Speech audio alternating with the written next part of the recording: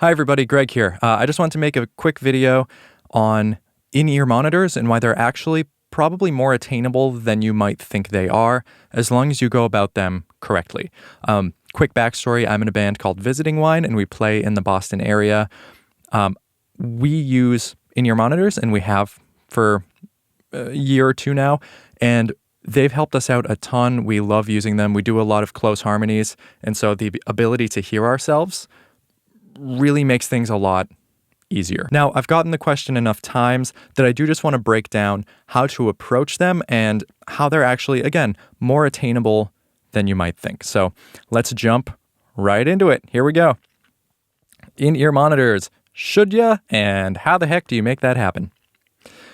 Now, one of the big important pieces here is when we say in-ear monitors, what are we talking about? So at the very basic form of this, what we're referring to is using headphones of any sort instead of floor wedges or floor monitors. This could be any type of headphones. We're not just talking about literal like molded in-ears. They can be over-the-ear headphones. They can just be a cheap pair of, earbuds that you pick up somewhere. When we are talking about in-ears and how I'll use the term in-ears moving forward is just that, is a replacement of floor wedges using personal on or in-ear headphones. This is the big question. Should ya? If any of the following situations apply, in-ears might be a good move for you. The first one is if you're playing in super loud situations, and this is referring to both audience volume, so if you're playing in a bar where people literally just scream their heads off the whole time, or if you're playing in a musical setting, like in a full-on rock band, or you're, playing I haven't played a corporate event. I don't know if those are loud. Or if you're, playing a festival where you have to actually launch the sound a far away, especially if it's indoors and it's very reverberant, any loud situation, you can not only make your ability to hear what's going on better, but you can also prevent hearing damage. If you're standing in front of, a jacked up guitar amp, you can hurt your hearing after a while. If you're standing right next to the drummer, you can hurt your hearing after a while. One of the reasons I love in-ears is it gives you the opportunity to stand close to these musicians and to still hear clearly. So the second one here is, are you in a situation where acoustic sort of live speaker monitors will cause acoustic issues? And one of the things that I mean by this is if you are standing in a corner, brick corner, or like a glass corner in front of windows, and you're playing and you're experiencing a lot of feedback issues, part of that could be that your floor monitor is bouncing sound directly off of those walls, directly into a corner, sort of building up that acoustic energy and just launching it right back into your microphone, causing feedback through your main speakers. This can even be a problem if you're not using monitors. So this is obviously, grain of salt here, but what you can do in this situation is if you use in-ear monitors instead, you aren't shooting any sound directly from the monitor back into something that will cause your microphone to pick up those feedback frequencies. Again, if it's coming from the mains, there's not too much you can do there, but anything that you do to reduce the amount of sound on stage will let you go in and mix it more easily. It'll be a more pleasant sound. You won't have to boost the mains over the sound of the monitor. You won't have to turn the mains up so loud that you can hear them. Again, being in a acoustically tricky situation, I found is a great indicator that in-ears or, again, on-ears could work for you. Now, the last one down here, which is very important, is are you playing with a click track or backing tracks? In-ears are a great option for you then. If you're playing with backing tracks, it lets you not have to, again, blast a floor wedge to be able to hear your backing track. And it also lets you run a click so you can, stay in time. If there's a part that all the music cuts out and it's just vocals and then you want to make sure you come back in at the right time, having a click track running in your ear is a great option as well. Now, this doesn't just mean, hip hop artists who are playing the entire instrumentation. This also works for bands that are using playback elements or playing with clicks, or in our sense, we actually have an Ableton setup where we can change guitar patches on my Avid 11 rack with MIDI signals from Ableton. So all of the patch changes are baked in.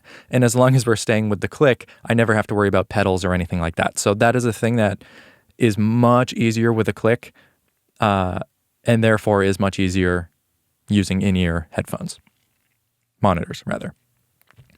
Now, if any of those applied to you, I do want to highlight some of the common misconceptions with in-ears. The first one is that it's way above your price point. People see in-ears and they think massively expensive. People will buy customized in-ear monitors that are molded to their ear that end up costing upwards of $1,000. To get into in-ear monitors, it's really not that expensive. And these are just 2 bullet points on it. First off, you don't need those custom molded in-ears. Any pair of headphones will work. The sound may get distorted here and there. It's not going to be a super clean sound, especially if you're pushing the volume a bit, which if you're using in-ears, you really don't have to.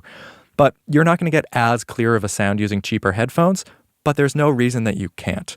If all you have are like over-the-ear little, Yamaha consumer level headphones that are like $20, start there, figure it out, get working with those, and when you can eventually buy a better pair of monitors, go for it. The ones we use in Visiting Wine are $50. The actual headphones, they're by Me Audio, MEE, and they're great. They work wonderfully. You can get little foam toppers on them, so they work like an earplug where you squish it and then actually put it into your ear, which keeps it in place. Again, not as high quality as the custom molded ones, but it's $50 versus $1,000. So we're saving a ton of money there. The other thing is that you don't have to be wireless. Now, this is one that when I first got into in-ears, I was like, we can go wireless. We can just have a cool stage show where we're all running around because none of us are tied down to cables. The first thing is, if you're playing an instrument, unless you're using wireless on the instrument as well, you're going to have cables anyway. Even more than that, if you're playing piano or you're the keyboardist, chances are your keyboard isn't going to move unless you have a keytar. So I would say, until you absolutely have to, do not go wireless. We go wireless because we do dance around a lot, and we've just sort of come to the realization that for us, that's what we want to do. We also trade instruments all the time, so it's much easier to take the guitar off and worry about the guitar cable than it is to take the guitar off and also worry about your headphone cable getting tangled up in that. On that note, our wireless units were about when I bought them, they were $100 each. Now they're up to $120 if you want to get proper sort of FCC allowable frequencies. But again, $50 headphones, $120 wireless unit. It's not the cleanest thing, but for under $200, that's good. Under $200, there you go. I have a wireless in-ear unit that has XLR ports and 1/4 inch on the back, tons of connectability. Those also have 5 channels or 6 channels as well. To not dive too far into that, we're going to keep moving. The other myth here is that if there was a sound engineer, in-ears will drive them bonkers. And that can be true. If you are saying to the sound engineer, hey, I see you have a powered monitor on the floor here. I'm just going to take the cable out and plug it into my headphones. Work with me. That will drive sound engineers nuts. But if you separate everything so that you are the one responsible for your own in-ear mix, then the sound engineer doesn't have to do anything in regard to monitors, which, as someone who does sound, that's amazing. I would love for that if I didn't have to worry about monitors. I don't mind doing it, but everybody has their own taste. So why not take control of your own monitor mix? And we're going to take a look at how to do that during this presentation. Doing your own sound. What I mean by doing your own sound here is if you are also running the main mix that is going to a PA. This is, you had to bring your own setup, you're playing a coffee shop or something, and you had to bring your own speakers. If you are doing your own sound, what you can do for an in-ear setup is plug your headphones into the monitor out or the auxiliary out on your mixer and use these knobs down here. Whoops. There we go. Use these knobs down here to control the level in your monitor mix. This one also has an aux master. That will keep the levels different than what's going through the mains. So if you don't really need to hear your vocal coming into your monitors, but you just need to hear the guitar really loud, you can have a different level than what's going out to the audience, and the other way around. If you just need more vocal in your in-ears and not as much guitar, you can adjust that without affecting what the audience is hearing. Now, plugging into the phone's jack will work too, but again, your mix is going to be the same as what is going out to everybody. And lastly, on this page, I do want to mention that if you are plugging headphones into the auxiliary out or the monitor out, these are what we call line level outputs. And those are expecting line level signals. There are different impedances, that's good, different impedances, different levels of audio that we tend to use. Coming out of your instrument is instrument level, which I believe is like negative 14 decibels and a different impedance. Line level typically for a long time was looking for about 800 ohms of impedance. I don't know if that's the same, and is registered as 0 decibels. And then mic level is even lower than all of those, has more resistance to it, more impedance. So just understand, if you're plugging your headphones directly into the aux out and you're using headphones with big drivers, some like over-ear Sennheisers or something like that, you'll have to crank the volume up pretty loud, just because headphones typically are used with headphone amplifiers. So you might have to push the volume a little bit. You may not get as much signal as you want if you're plugging your headphones right into a line level output, because again, normally headphone outputs have a headphone amplifier in them. Great. So we're going to take a look at the basic concept. Wow, these colors are going to work well together. We're going to take a look at the basic concept of this, and that is just by splitting off all of your raw signals into your own mixer, you can make adjustments that don't affect the main outputs that are going to the sound engineer. And this is how you keep it nice for the sound engineer. This is how you keep them from pulling their hair out, and you keep them from having to constantly make monitor adjustments when they probably had everything set up to go relatively anyway. Now, here is what you need. All you need is a mixer with enough inputs. And again, for flexibility, if you can get one with auxiliary outputs or monitor outputs, even an effects out will work. That is the best option, because then you can run your own sound if you need to. Oop, hit the mic. You can run your own sound if you need to, rather than only being able to use these when you have a sound engineer. You need headphones. Now, if they're wired, it's a good idea to get an extension cable that will let you go wherever you need to. Depending on your connection, you may need a stereo to mono or dual mono adapter. They make these for situations where you're plugging stereo headphones into a mono output, like a FX out or even a monitor out. It might only come in on the left side. So if you get a mono? Yeah, it's mono to dual mono. I should change that. But it basically only has one hot signal on the plug part, and then on the socket, on the female end, what it does is it takes that one signal and splits it to two connections so that you can plug stereo headphones in and it goes to both sides. In order to split off the connections, you will need a DI box for instruments, anything that uses a 1/4 inch, and XLR splitters for microphones. If you have condenser mics, there is a whole other process, especially if your mixer has to plug in. I've been in situations where our live rig had to give phantom power to a little guitar preamp that I have. And when you plug in the mic splitter, it messes up the ground, because suddenly your ground is connected both to the main soundboard and your soundboard as well. And phantom power runs through ground. So you end up having your phantom power shut off. There are ways to go around this. There are ground lifts that you can get for XLRs, and you would need to get one of those to help counteract that. And lastly, you're going to want to get your own cables. You should be able to run your entire setup by yourself and practice with it, and then bring it to the gig And therefore, the only thing the sound guy needs to do is plug into those splitters or the DI boxes. And we're going to take a look at that on the next slide. So here we can see a setup. We have our performer. Our sound engineer is over here. These red lines indicate things that are going to the sound engineer, those dotted lines.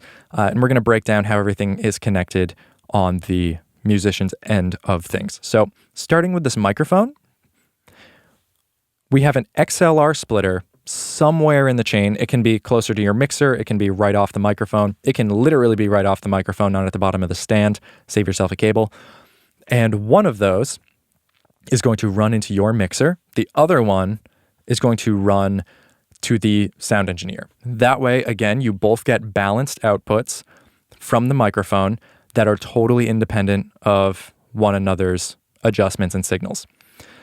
Then with your instrument, assuming that you have a electric instrument that you're going to plug in with a 1/4-inch cable, that runs into the DI, into the input, and then most DIs will have a 1/4-inch out as well. And then you run that 1/4-inch out into the mixer. Then the sound engineer can take the DI XLR output, the balanced out, and run that into his board. You can use an XLR splitter here as well, just after the XLR output.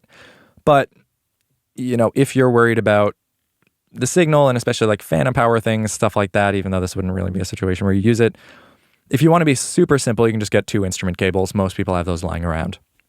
Then, as you can see, from the auxiliary out, we're running to the headphones, which are on the performer's head. So if we split this off, if we just go and just cut off those 2 red lines, this whole area is its own ecosystem. You can control everything. You can turn things up, turn things down. You have access to an entire mix that's just going to your headphones. And then the engineer, again, has raw signals from everything.